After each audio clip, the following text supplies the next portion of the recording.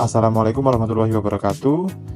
Perkenalkan, nama saya Asmara Nova Susanto. Pada kesempatan kali ini saya akan menjelaskan terkait review ataupun evaluasi dari magang saya.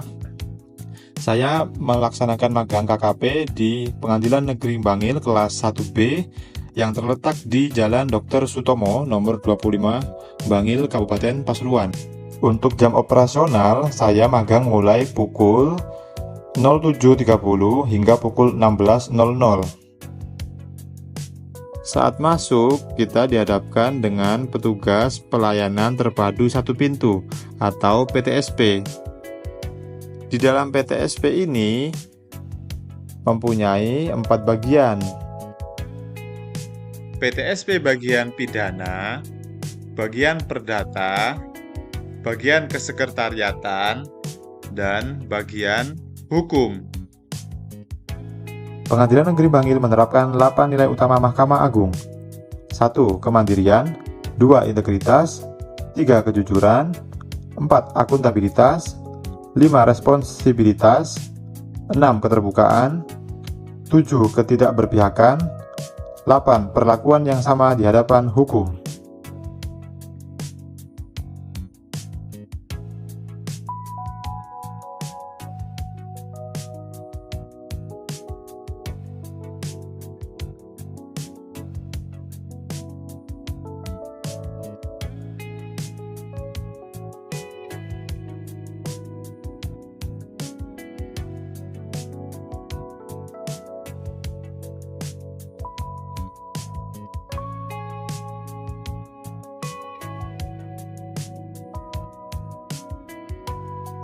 Pengadilan Negeri Bangil mempunyai 3 ruang sidang.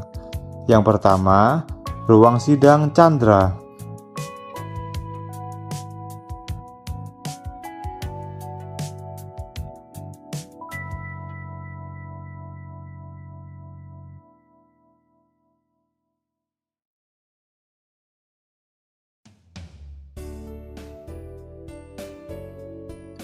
Yang kedua, ruang sidang Cakra.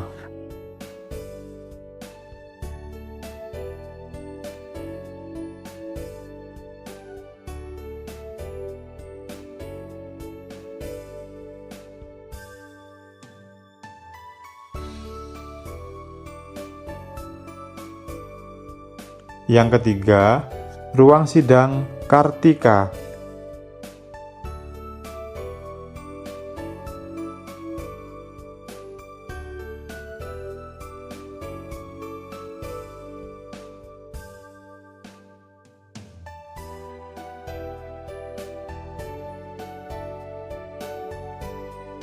Saat magang, selama 10 hari awal saya ditempatkan di Kepanitraan Perdata.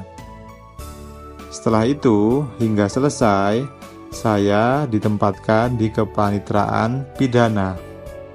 Selama magang di Pengadilan Negeri Bangil, selain membantu rekan-rekan kepanitraan, kemudian saya juga mengerjakan tugas dari hakim pembimbing dan mengikuti berbagai acara dan kegiatan yang dilaksanakan di Pengadilan Negeri Bangil, mulai dari apel Senin pagi, apel Jumat sore, mengikuti senam dan kerja bakti di tiap hari Jumat.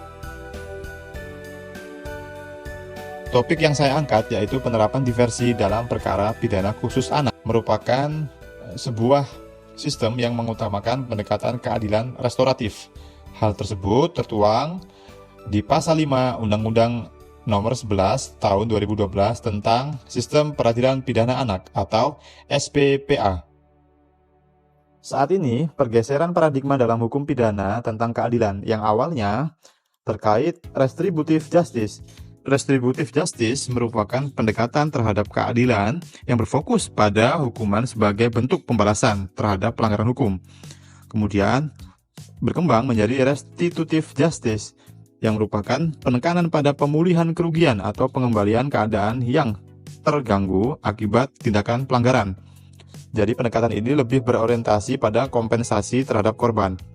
Kemudian berkembangnya hingga saat ini merupakan sebuah teori yang bernama restoratif justice. Restoratif justice merupakan pendekatan yang menekankan pada pemulihan hubungan yang rusak antara pelaku, korban, dan masyarakat sebagai akibat dari tindakan pidana ataupun tindakan kriminal tersebut. Nah, tujuannya bukan hanya untuk menghukum, tetapi untuk memperbaiki dampak sosial, emosional, dan psikologi yang timbul dari kejahatan. Kerangka regulasi sistem peradilan anak yang bersumber dari Undang-Undang Nomor 11 Tahun 2012 tentang Sistem Peradilan Pidana Anak. Undang-Undang SPPA disahkan pada 30 Juli 2012 dan diberlakukan pada 31 Juli 2014. Upaya untuk mencapai keadilan restoratif melalui Undang-Undang SPPA. Adapun sebuah upaya diversi, yaitu dengan ancaman di bawah 7 tahun dan bukan merupakan suatu tindakan pengulangan. Kemudian penanganan anak tersebut belum umur 12 tahun. Penanganan anak melalui proses peradilan pidana. Dan penanganan anak saksi dan anak korban. Praktik penerapan restoratif justice dalam SPPA dapat dilakukan dengan cara bermusyawarah untuk mendapatkan mufakat. Akan tetapi jika tidak menemukan suatu kesepakatan, dapat dengan diversi pada tahap penyidikan. Kemudian diatur juga diversi pada tahap penuntutan dan diversi pada tahap pemeriksaan di pengadilan. Di tahap persidangan atau di tahap peradilan, ketika pertama pemeriksaan persidangan, kemudian akan masuk ke dalam proses diversi. Kemudian, untuk lama diversi dilakukan selama 7 hari. Jika gagal, dilanjutkan dengan tahap persidangan, yaitu di masa penuntutan, kemudian pembelaan, hingga putusan. Dan lama masa waktu proses persidangan itu sebelum masa tahanan anak itu habis. Di 10 hari, untuk tahanan hakim, dan 15 hari perpanjangan ketua pengadilan negeri. Adapun tantangan implementasi keadaan restoratif justice ini, yaitu kesepahaman konsep, koordinasi antara penegak hukum, dukungan suprastruktur, dukungan infrastruktur, dan pastinya kesiapan sumber daya manusianya. Pengembangan penerapan restoratif justice dalam sistem peradilan pidana anak, yaitu mediasi penal dalam perkara pidana anak yang ancamannya kurang dari 7 tahun, kemudian adanya forum komunikasi dan koordinasi aparat penegak hukum dan pihak terkait, kebijakan pemerintah dalam implementasi SPPA, kemudian adanya DIPA khusus untuk penanganan anak berkonflik hukum, dan adanya diklat terpadu di setiap provinsi. Maka penerapan diversi dalam perkara pidana khusus anak ini akan berkembang lebih baik daripada yang sebelumnya. Assalamualaikum warahmatullahi wabarakatuh. Salam sejahtera, kampus Merah Putih, sahabat Merah Putih. Perkenalkan, saya Asmara Nova Susanto, mahasiswa dari Universitas 17 Agustus 1945 Surabaya atau UNTAK Surabaya. Pada kali ini kami akan mereview terkait magang yang saya lakukan di Pengadilan Negeri Bangil. Pada kesempatan kali ini, mohon izin Bapak, saya akan memperkenalkan yang di samping kiri saya ada Bapak Hakim, Bapak Abang Martin Bunga SHM selaku Hakim di Pengadilan Negeri Bangil. Kemudian ada di depan saya Bapak Hanafi SH selaku Panitera Muda Pidana Pengadilan Negeri Bangil. Kemudian kesempatan kali ini saya langsung saja ke Bapak Martin terkait evaluasi dan arahan dari proses belajar saya di Pengadilan Negeri Bangil. Baik, terima kasih ya. Sebagai proses dari proses magang di Pengadilan Negeri Bangil, Saudara Nova dari tanggal berapa? 15. Dari tanggal 15 Januari sampai dengan saat ini kami akan mereview apa-apa saja yang dilaksanakan oleh Saudara Nova. Selain dari saya, juga ada Pak Panut untuk mewawancarai yang bersangkutan. Baik, ini langsung saja nanti dari Pak Panut mungkin ada yang mau disampaikan atau mau diwawancarai selama dia magang di pidana, gimana? Kita mungkin dari administrasinya, juga teknis-teknisnya. Terima kasih Pak. Ya. Mas Nova masuk di langsung aja ya. Saya Pak. Masuk di ruang panitia pidana makanya mulai kan. Mulai di minggu kedua Pak. Minggu kedua bulan 1. Betul Pak. Bulan 1 Januari. Dan selama di bagian panitia pidana apa Mas Novanya sudah mengetahui tentang alur masuknya perkara pidana. Kalau Mas Novanya sudah mengetahui jelaskan alur masuknya perkara pidana. Baik Pak. Terima kasih Pak.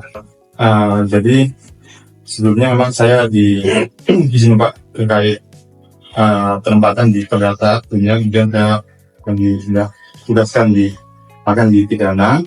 Kemudian terkait alur proses selama ini yang saya lakukan di kepanitiaan pidana untuk proses perkara kasus itu karena kita sekarang ini sudah elektronik Bapak, sudah digital, jadi ada yang namanya aplikasi Everpalu. Dan di situ setiap di gerbang depan atau PTSP di pelayanan terpadu Rindu pasti akan mendapatkan notifikasi jika ada berkas yang masuk.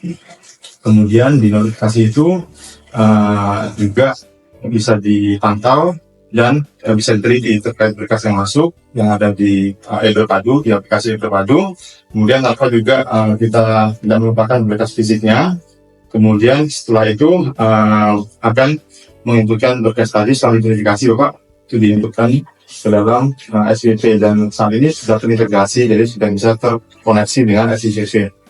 Nah setelah itu yang kami ketahui, saya ketahui terkait proses selanjutnya yaitu ketua pengadilan negeri menunjuk hakim atau majelis. Selanjutnya panitera akan menunjuk panitia pengganti dalam perkara itu. Nah selanjutnya majelis hakim atau hakim akan menentukan atau menetapkan hari sidang, dan saat itu panitia pengganti juga akan menentukan register manual dan berkas-berkasnya. Nah setelah selanjutnya berjalan proses persidangan sampai putusan itu Pak. Jadi yang saya ketahui kurang lebih seperti itu Pak, sampai dengan meditasi. Kalau register di kepanitiaan pidana ada berapa? Alurnya Mas Nova. Siapa Pak? Terkait register yang saya ketahui Pak di pidana ada kurang lebih 24 register yang memang tiap perkara punya register masing-masing atau tiap satuan perkara tersebut punya register masing-masing. Seperti halnya pidana anak, pidana anaknya saja tapi punya mulai dari biasa sampai mulai dari yang tingkat 1 sampai upaya hukum. Seperti itu dan lain sebagainya Pak, termasuk juga register ada penahanan, penyitaan, seperti itu. Kalau upaya hukum biasa untuk pelaporan ada upaya hukum ke tingkat banding ini berapa hari? Siap Pak. Jadi kalau untuk pelaporan ke pihak yang saat menyampaikan ke PT atau ke MA yang dibanding sendiri di PT sendiri kalau nggak salah di 3 hari Pak. 3 hari.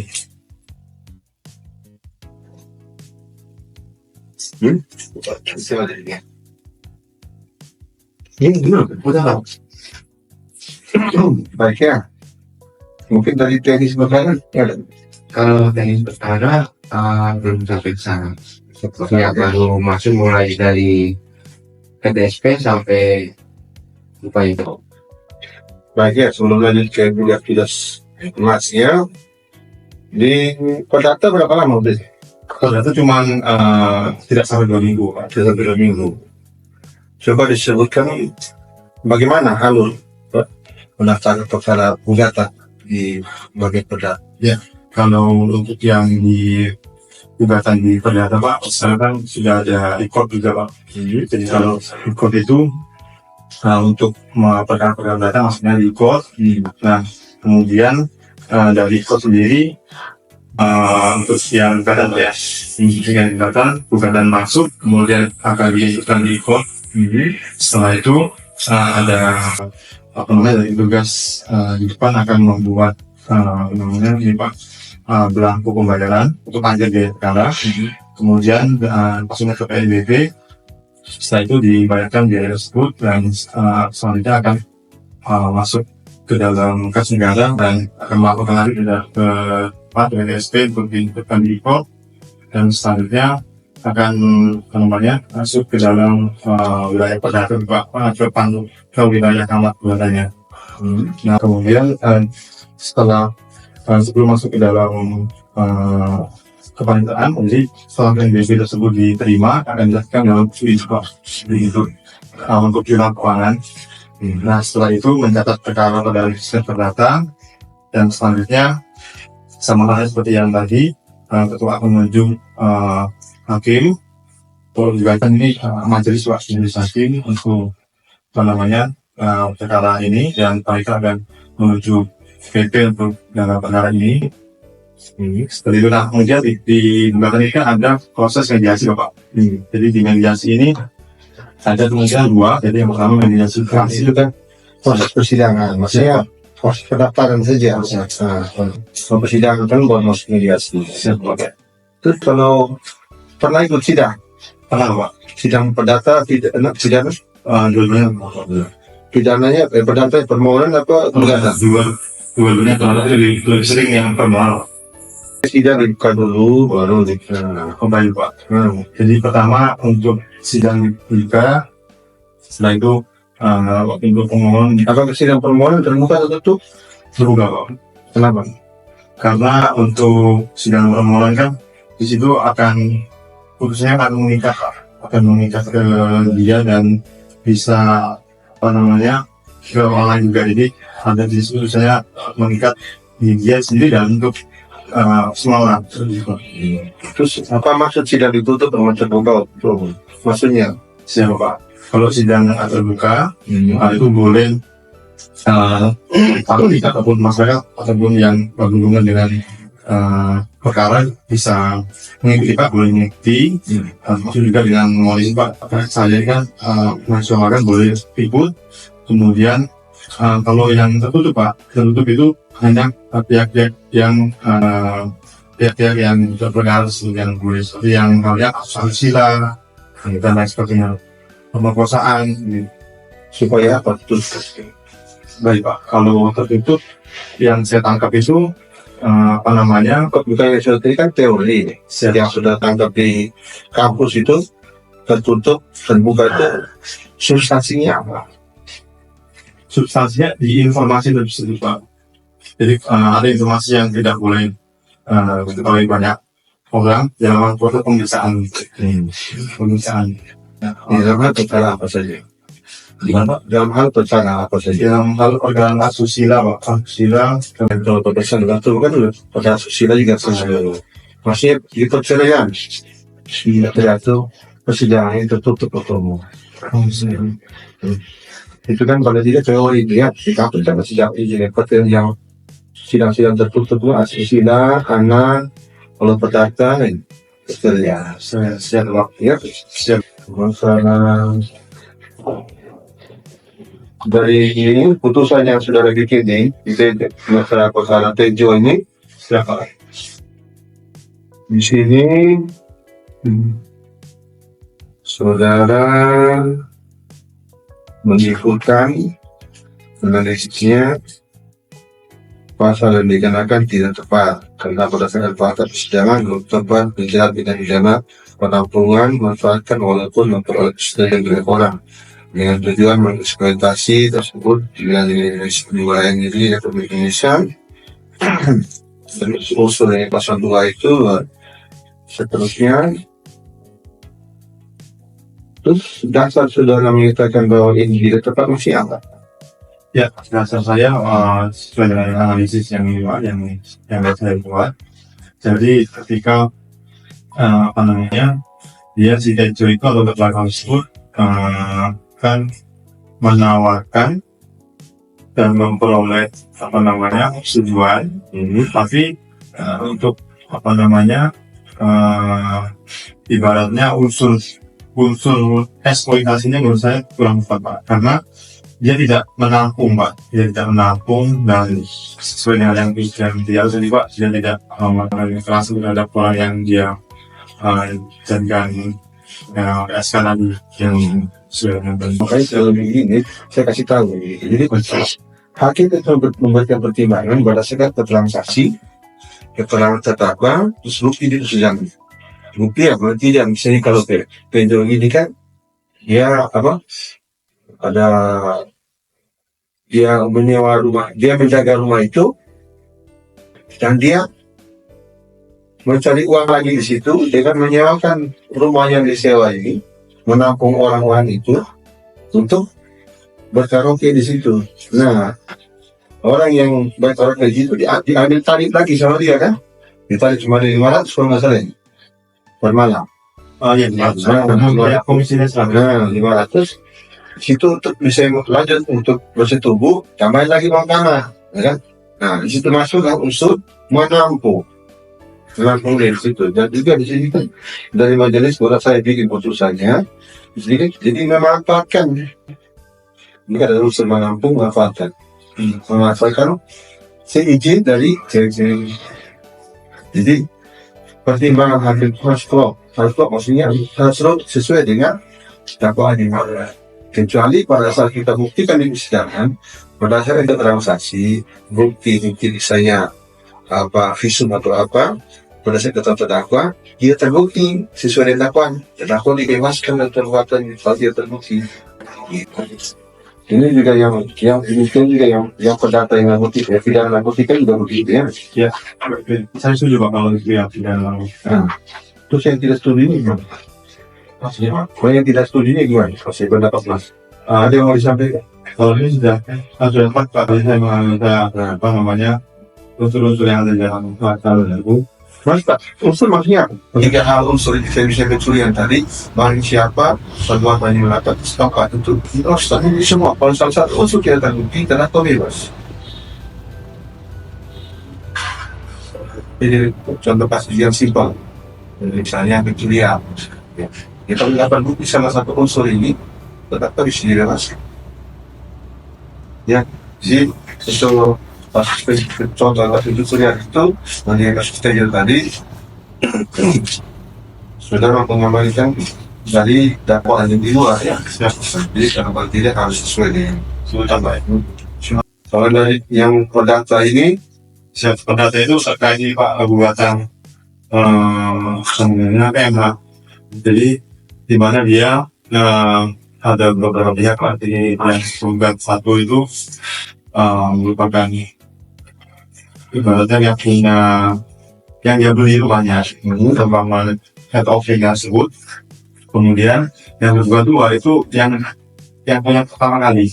Jadi yang mereka itu yang waktu awal sekali rumahnya itu dibeli dengan KPR, kemudian dimiliki oleh tergugat dua, kemudian tergugat dua melemparkan over kredit Pak ke tergugat satu, kemudian tergugat satu menjual lagi ke penggugat seperti itu. Dan yang saya analis Pak terkait perbuatan hukum mereka, jadi memang ketika penggugat itu kertas dengan tergugat satu itu janjikan oleh tergugat dan tergugat dua untuk mengurus balik nama.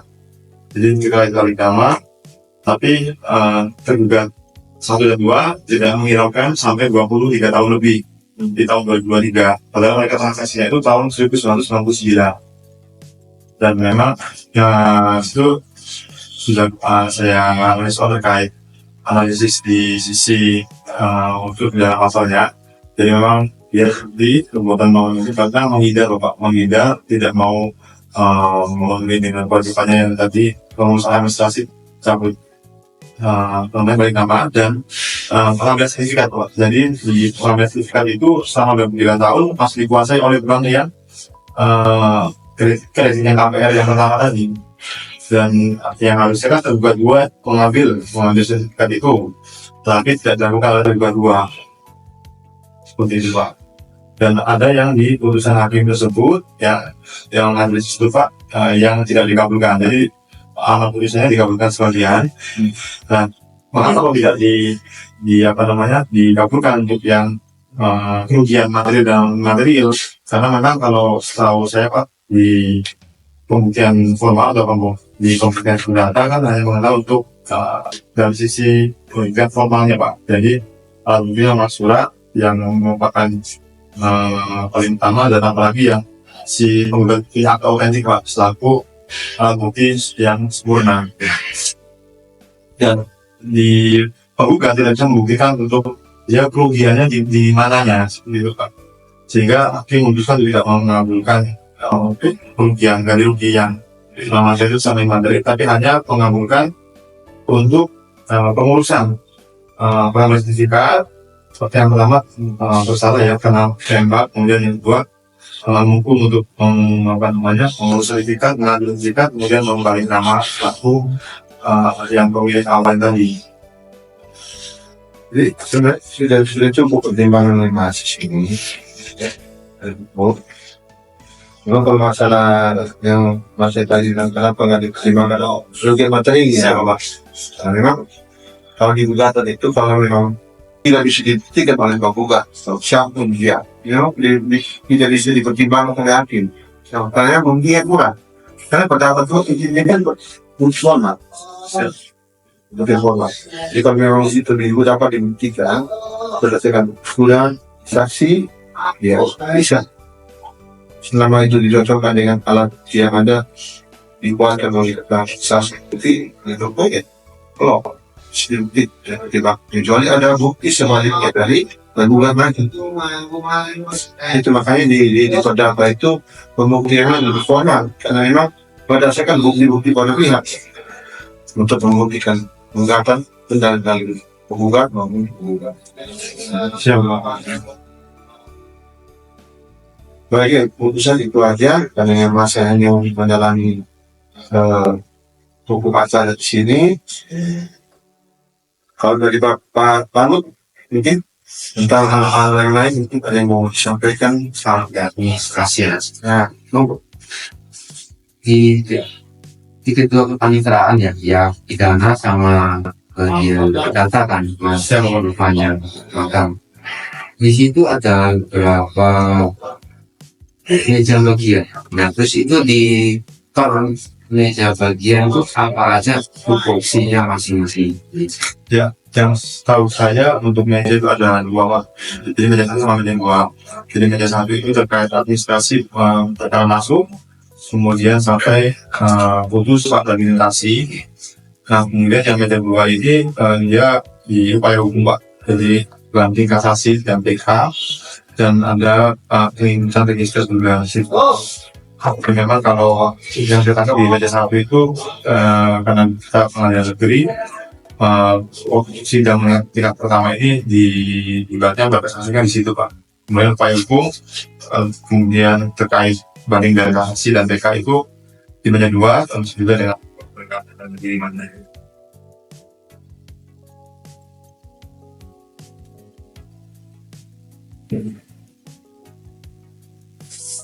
Konkret aja.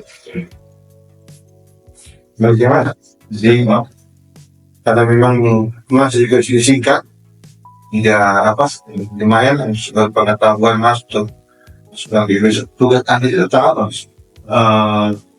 Setelah Pak untuk tugas ahli itu saya rencananya sudah sampai juga kemarin Pak untuk bidang fokusnya mau pidana Pak. Mau pidana yang Maksudnya ya judulnya saksinya masih belum Pak, masih dulu. Hanya kemarin masih pemilihan fokusnya saja. iya maksud pidana apanya? Pidana lain. Siap. Kalau yang ingin saya analis terkait ini Pak, JPO Pak. Jadi JPO kalau diizinkan Pak, saya mau menganalisis terkait mengambil putusan yang tadi. Dulu mau saya buatkan skripsi terkait JPO untuk substansi dan lain sebagainya itu masih saya cari Pak. Yang jelas untuk judulnya kasusnya di JPO Pak, itu skripsi saya. Nah, segala itu aja, salam ya. Nah, selama ini kan cuma dipidana sama perdata aja kan? Siapa Pak? Ya, kalau itu pertama. Nah, oke, terima kasih. Selamat siang.